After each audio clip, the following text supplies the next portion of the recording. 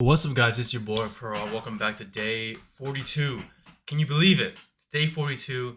The challenge is literally ending this Wednesday for now.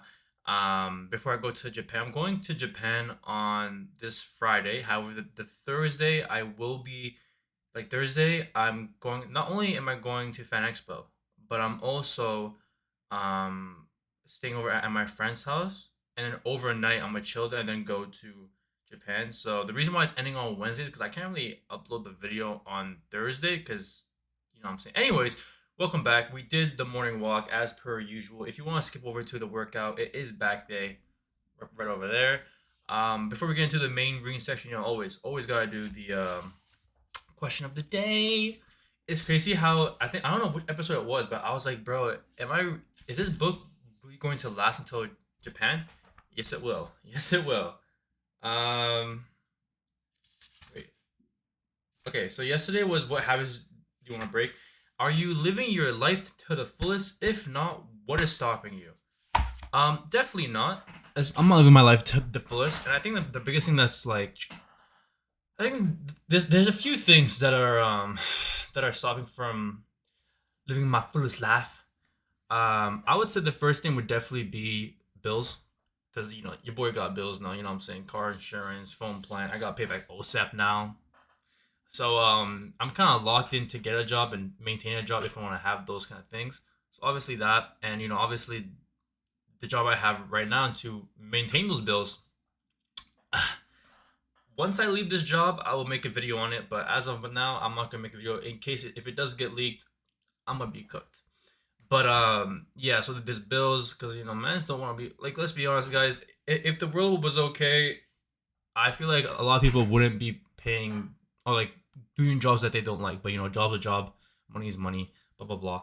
And I think the second thing that is holding me back would probably be like, I'm trying to think. So obviously bills, but I don't know. I think that the biggest thing would probably just be like a fear of like talking and trying new things because me, I'm always trying to look spicy dice. I'm always trying to look cool as hell when doing new things and trying to be nonchalant and what I'm saying, all swaggy daggy.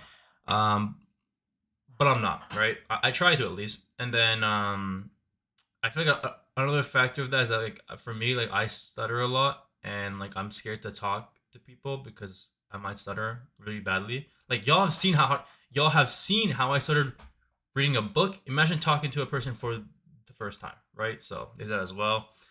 But overall, that's gonna change. So look out for that. But hey, on to the reading section of the day. Yesterday we stopped off with a girl talking about some love, which is right here. Yep. Okay. I'm reading it like this. Okay. Sorry. Note here that the importance of punk rock too. Oh yeah, so earlier there was a guy and he loved punk rock and then he met a girl at the club. No, he met a girl at a dinner, and the dinner and the girl also liked punk rock. Okay, okay. Anyways, note here the importance of punk rock. That is musical taste as a definition as a defining characteristic of the person he dreamed about and identified among many. Falling in love here takes place through consumer revaluation, starting in the first decades of the 20th century.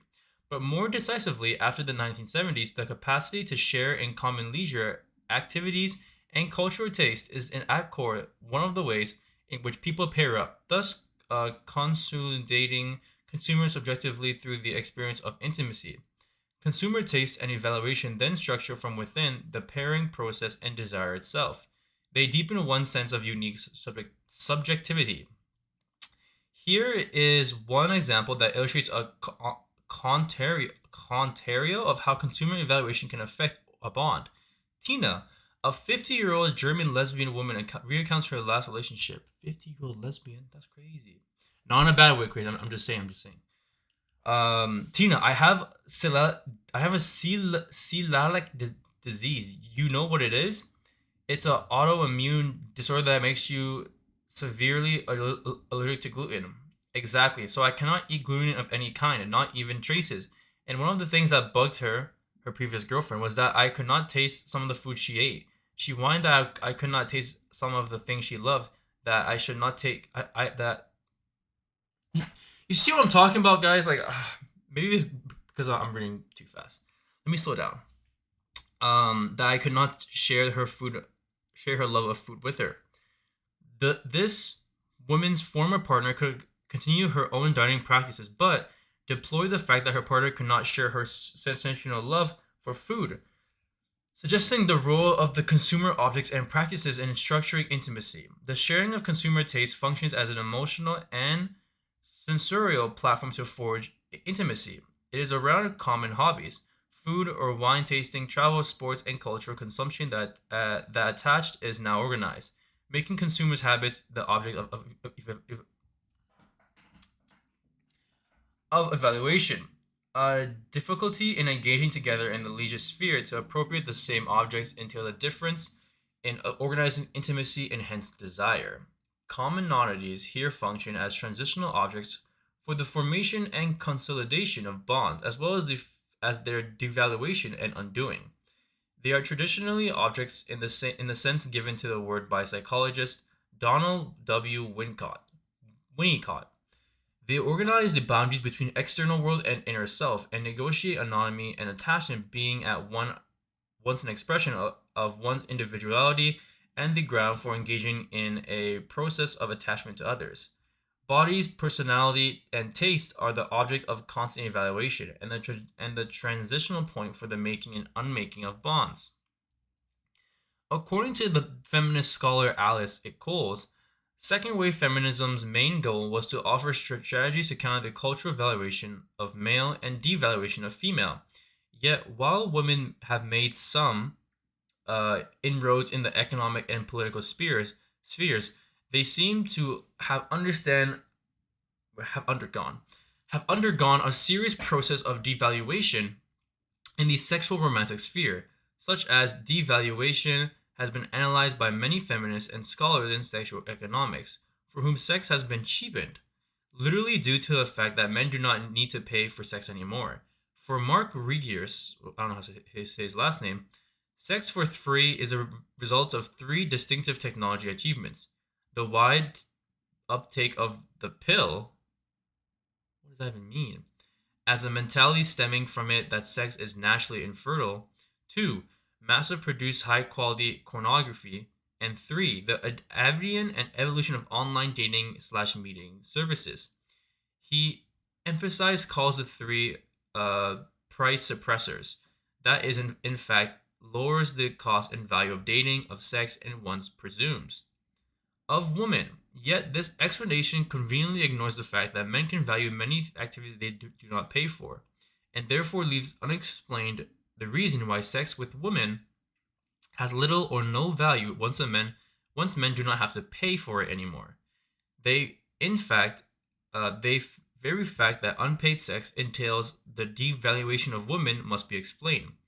A psychologist advertising what she calls her dating rehab program describes, without naming it properly, the devaluation of women I have in mind here. Next page, one second here, my fellow amigos. Dating today is broken. And the proof is the symptom. See, if you're experiencing any of these, you meet someone who seems very interested, but when his adore for you rapidly vanishes, he exits your life quickly as he entered. Your fear of getting your hopes up because you don't want to be let down yet again. You'll click with someone at a party and you feel like there's chemistry, but he never makes a move. You're left wondering if you misread his signals, or maybe you find out later that he's actually seeing somebody else. Why then was he even flirting with you? And how can you trust anyone, let alone your instincts?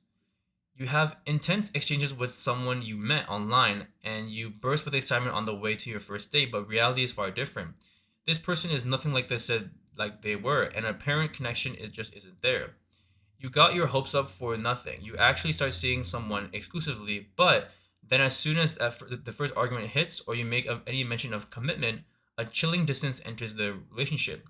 You start regretting the things you said and wonder if you completely blown it yet again. These scenarios, although they make unique when they happen to you, are extremely common. Seemingly intense connections that suddenly fizzle with little to no warning have become the norm. I've seen this happening with alarming frequency in my single clients that I knew dating today wasn't working. It has devolved into a haphazard system that was hopefully inept of creating connection. Making demeaning jokes about a woman's body, disdaining overweight women, deriding women of one's age or older than one, privileging young women over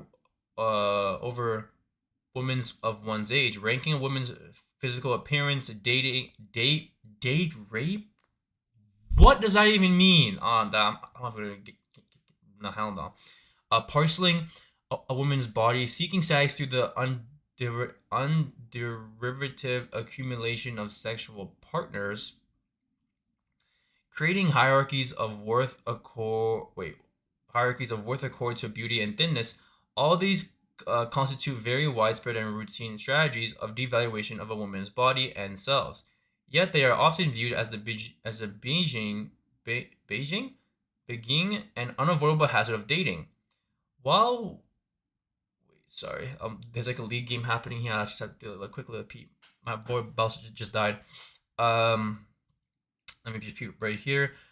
Uh, Yet they are viewed as the Beijing and unavoidable hazards of dating, with women bearing the main psychology burden of coping with them by using, for example, self-help literature or seeking psychology advice. Sexual encounters can generate narrowing experiences of diminishing value, and the fact that most people end the search happily does not invalidate the fact that devaluation seems to have some intrinsic to sexual life. In critical feminist theory, the notions of objectification and sexualization have done most of the heavy work of explaining the lessening of a woman's worth. As stated by Linda Solmack and Sarah Murnan, as a persuasive influence, sexualization exists in multiple forms and is directed at rewards for being sexy. Furthermore, there are punishments or at least fewer opportunities for not following the sexy norms. Basically, what they're saying is that people that look good often are treated and received better. People that don't look good are the opposite. You know what I'm saying? That's is what they're trying to say here. This definition makes Oh no, this definition misses the fact that objectification provides a sense of pleasure, empowerment, and subjectivity because it enables women to generate an economic and symbolic value from their bodies. In ignoring the economic underpinnings of sexualization, the notion of self-objectification ultimately reduces women of voluntary participation to their self-objectification to false consciousness and omits to account for the mechanisms of valuation contained in it. Moreover, it does not differentiate enough between different processes at work in the devaluation of a woman by men, some voluntarily and connected to the ways in which men build their status by degenerating women, some involuntarily stemming from the cognitive difficulty of attributing value in the face of a large sexual market. There is nothing instructive about sexuality or even sexualization that is demeaning. Rather, it is the fact that sexuality is located in a market controlled by men that makes sexualization into experience of domination for one, humiliation for the other. Despite the sense of empowerment and pleasure they offer, I am critical of the commodification of sexuality and the pornographic of culture. Because these constitute mechanisms to control women through the seemingly invisible male hand of sexual market, men's control of sexual markets is apparent in more ways than one. First, as we see above, men control the bulk of visual sexual industries and thus control the definition of what matters in women. Controlling the gaze has enormous economic and ideological consequences, and more especially for men value in women and what women value in themselves. To give one example, as Harvard economist Cedil Multanathan suggests, one study found that men are less likely to want to date a woman who is more intelligent or ambitious than they are. One should add to his remark that the same men would hardly mind a date with a woman who is sexually more attractive than they are.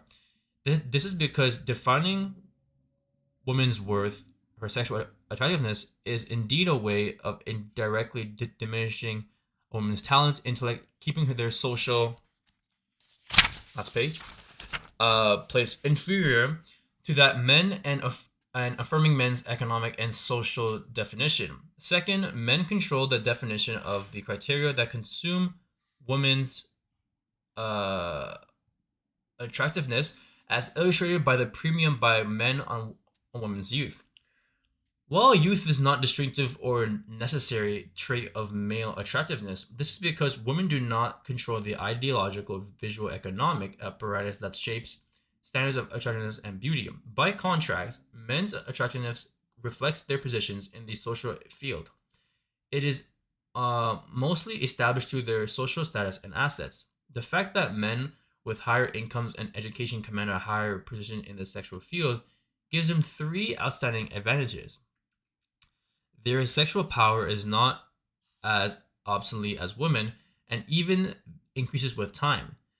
Men attractiveness has more lasting power than that of women, making age and resource a form capital in the sexual field. Moreover, they have access to large samples of potential partners because they have access to women of their own age and much younger. Finally, there is an overlap and even tight fit between men's sexual and socio-economic goals. Men's sexual power is not distinct or opposite to the social power, and each reinforces the other conversely. Women's sexual and social positions are far more likely to conflict with each other. Objectifications contains different meanings. To objectify another is to make the person the object of my power and control by defining its worth in ways that depend on my gaze and approval. If sexualization entails the power of one side to define worth of the other side, then it follows that the sexualization of objects is in fact an inferior relationship. Sexualization facilitates women's development on the belief that a sexy appearance is important not only to appeal to women, but also to successful in areas of life.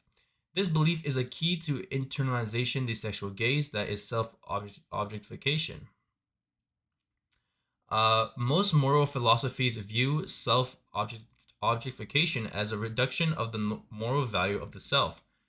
For philosophers Avisha Marglit and Martha Numbasam, objectification means relating to others in a way that diminishes their value, either on the basis of their appearance or by treating them as inferiors, or by only focusing on parts of their body in terms of sexual terms. Okay, so that was the last page.